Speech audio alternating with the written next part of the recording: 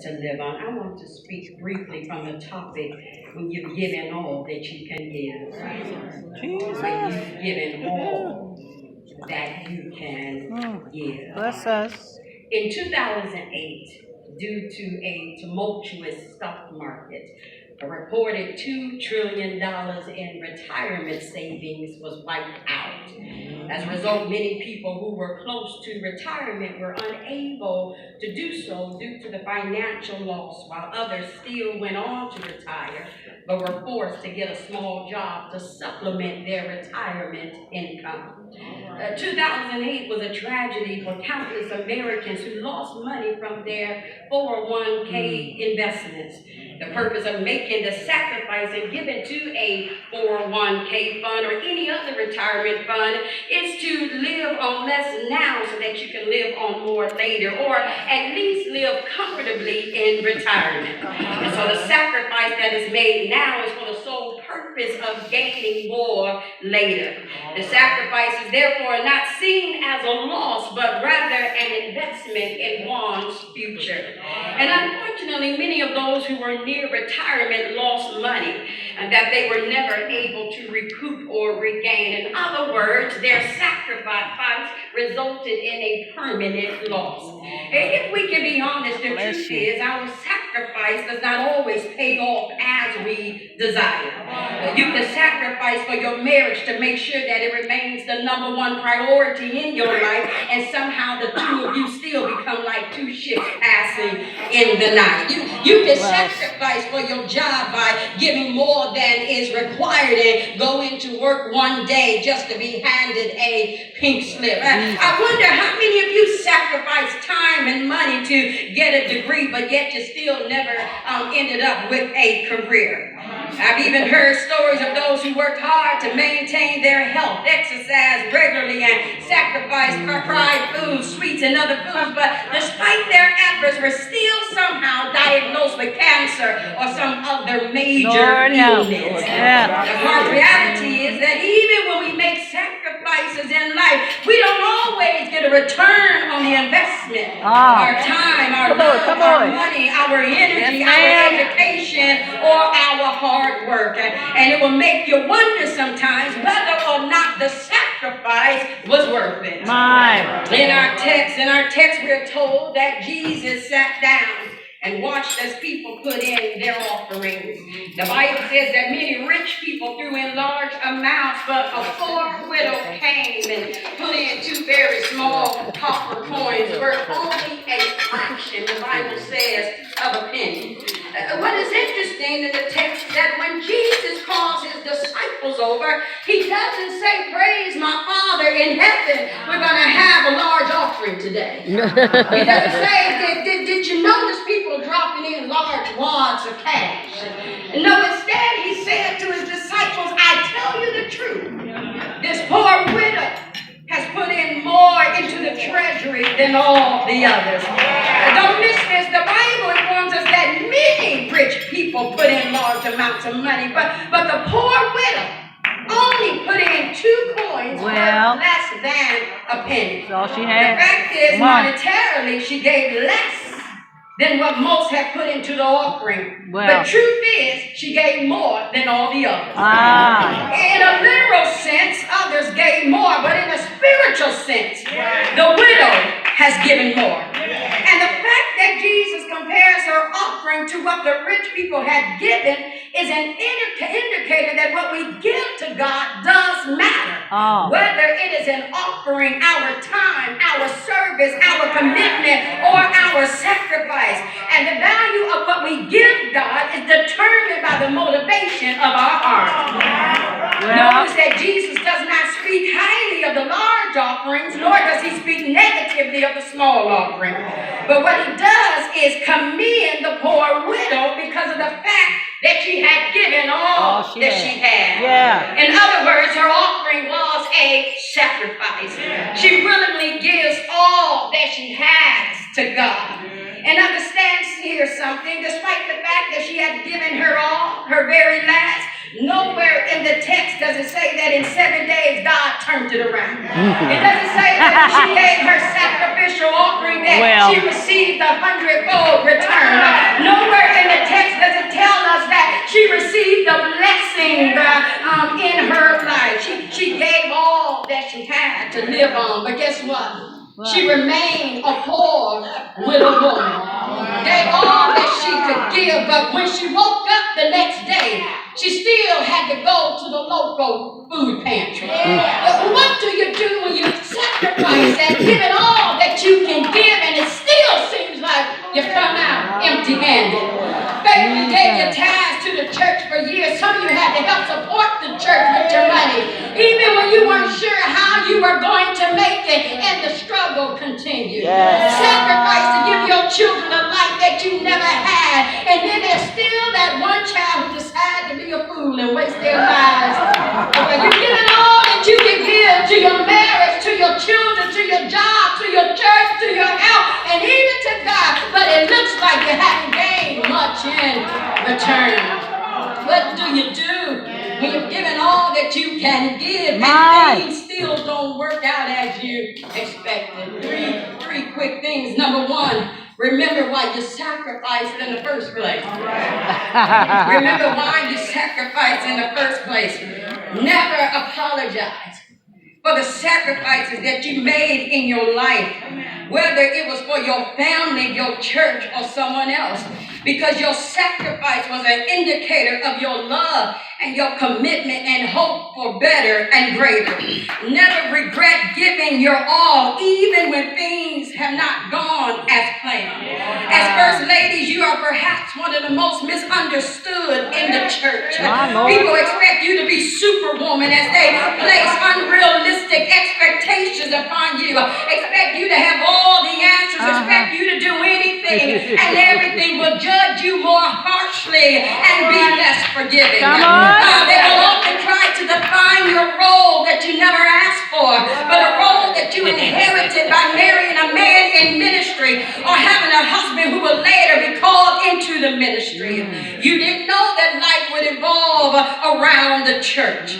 So you made sacrifices and you sought to uphold an image while at the same time seeking to keep your family together, and then having to minister and comfort the man that ministers and comforts the people because they don't see the stress that ministry places on your husband at home. They don't see the disappointment and the discouragement that he sometimes brings home with him. And so you sacrifice being all things to all people while your own needs oftentimes go unmet. Therefore you wonder, when do I reap from what I have sown? The poor widow gave all that she had to give, not because she was trying to pay for a blessing like some believers do.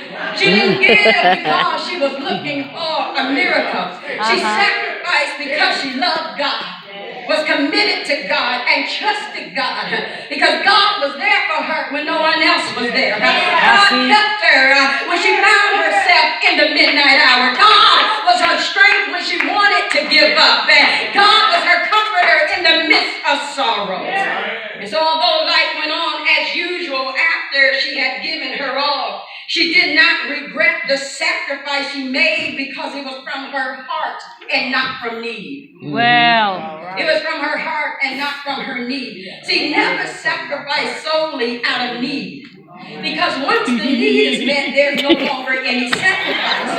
Sacrifice from a place of love, and you'll always give your best and do your best and be your best. This poor widow woman sacrificed her last, and she gave it to God, and then she returned to life as a poor widow woman.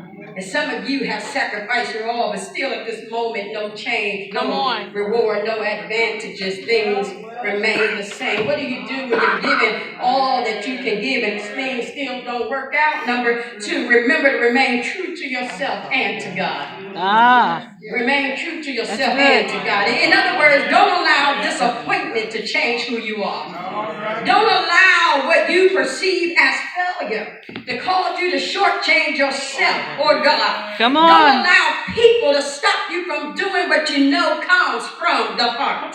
Sometimes when we become disappointed or discouraged, we hold back or we refuse to give any more of ourselves. Whether it is our time, our attention, our energy, our hard work, or dedication, in fear of not getting anything in return. We don't operate operate from a place of fear, but rather faith. Yes. And if I begin to half-step, if I begin to give less, if I give bare minimum, then I've allowed the enemy to win because I've allowed the enemy to reduce me to serving, operating, functioning, and giving at half capacity.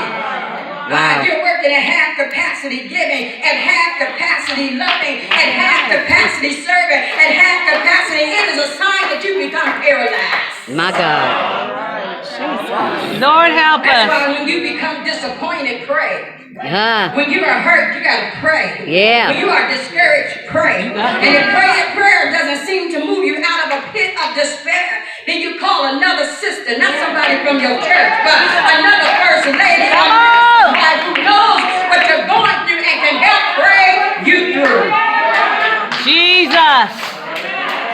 Now understand this, if the poor widow had given out of a need for a blessing, then she would have probably become angry with God, walked away from God, and refused to give anything else to God. But her sacrifice was rooted in love and faith. Therefore, it did not matter that things did not work out immediately in her life because she sacrificed from her heart. Yes. Therefore, God was still worthy of her praise, her commitment, and her worship. And I cannot allow my lack of return on my sacrifice to hinder my worship, No. to hinder my praise, Don't. to hinder my commitment or change me into someone who no longer cares, someone who's no longer motivated, someone who no longer dreams or hopes. And I wonder, is there anybody here who dares to trust God despite what you've been through, despite the sacrifices you made, despite the promises you're still holding on to?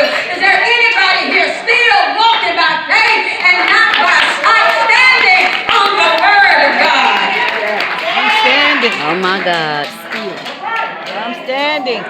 Again, the Bible doesn't inform us that after this poor widow gave her all, that she received a large check in the mail. The story is that she sacrificed to God and God noticed. And I believe that when the next Sabbath day came, the following week in which they worshiped, that even if she did not get a return on last week's sacrifice, she still gave her best. Because it was an investment of her love. My sister, even when people don't respect the sacrifices you made, show up because you love God. That's because you love God. That's it. Simply because you love God. And remain faithful simply because you love God. My God. What do you do when you're giving all that you can give? Things still don't work out as you expected. Number 3, and then I'm taking the seat. Number 3, remember that your story is not over. Thank you. Well. Remember that your story is not over. When people across the country began to see a sudden and drastic drop in their retirement savings, many people began to panic. And others began to withdraw their funds from their retirement accounts. Some reallocated their money to less risky funds. And although $2 trillion was lost in 2008, many people were still yet encouraged, especially those who still had a few more years before retirement, to hold out. Because eventually the stock market will come back up. Eventually you'll see a return on your investment. Therefore, it was important not to panic and make the assumption that things will not improve or get better. Anyone who never made sacrifices in life know that the return is rarely immediate, and that at times the end results that one is hoping for takes much longer than expected. Don't make the assumption that your sacrifice was a waste of time because of what you see today. Because truth is, your story ain't over. How about that? See, we don't know what reward or blessing that this poor widow reaped later on in her life because of the sacrifice she made today. But what we do know is that God knows everything that you do. And God knows when you're giving your all, when you sacrifice throughout your life, when you're giving your all to your home and your family, when you sacrifice your personal dreams to answer the call of God upon your life. God knows when you're showing up but you are tired. God knows when you pray for people who are not praying for you. God knows when you held your tongue. You better preach. Just to maintain peace. God knows everything that you've done, and the motivation of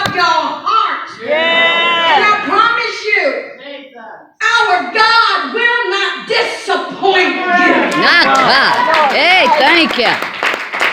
This poor widow took her last 2 coins, worth less than a penny, and put it all into the offering. The money could have paid for a loaf of bread. That money could have given her a bite of food to eat for that night. But nevertheless, she handed it over to God as a sacrifice. And when you look at things from a natural perspective, it looked like she got nothing back in return. But how many of you know that your sacrifice is not a loss? Come on. An investment of things to come. Her bank account had a zero balance, but she was storing up for herself treasures in heaven. And let's be careful, saints of God, because we don't know how her story ends. But one thing to be sure of, if God be for you, we don't know if she ever got a financial breakthrough. We don't know if she ever got remarried. We don't know if she was able to start her own business. But what we do know is that God sees all, and God knows all, and God remembers all. And when you are motivated from your heart to give to God, God will never forget all you've done for Him. Somebody here this evening needs to be encouraged and realize that despite how things may look, things might have even taken a turn for the worse, but hold on just a little bit longer, because the best is yet to come. I know you hope to be further along by now. I know you expected to accomplish a little more. I know you expected a greater return on your investment. But keep persevering. Keep putting your best foot forward. Keep giving your all, and keep trusting God, for the best is yet to come. Why don't you turn to your neighbor and say, neighbor, this ain't the end of my story. Somebody here needs to go back down about 2,000 years ago. There was a man named Jesus. Do you know him? He is the Son of God. God made flesh, who came and dwelt among us. He came for the sole purpose of offering himself up as a sacrifice for our sins. He gave himself up totally. He gave himself up completely in order to make an investment on our future. But how many of you know that his death on the cross for the sins of the world was not the end of the story? On Saturday, it looked like Jesus had been defeated and that the sacrifice was for nothing. But early on Sunday morning, he rose from the grave, all power in his hand. So tell your neighbor, this is not the end of my story. For the best is yet to come. When Jesus comes back, for the people who have held on to their faith, for those who continue to believe, for those who refuse to give up on God, but continue to sacrifice, continue to love, continue to put their best foot forward, continue to give their all, and continue to put their hope in Him. So when you're giving all you can give, just keep believing. When you're giving all you can give, just keep trusting. When you're giving all you can give, just keep persevering. When you're giving all you can give, in due season, at the appointed time, you will reap a harvest. If you faint not, is there anybody here today grateful and thankful for everything I've ever done for the Lord? And on that day, He will reward me for every prayer I prayed, for every tear that fell from my eye, for all the times I wouldn't give up. Somebody ought to say, yeah, yes, the best is yet to come. Somebody ought to bless His name.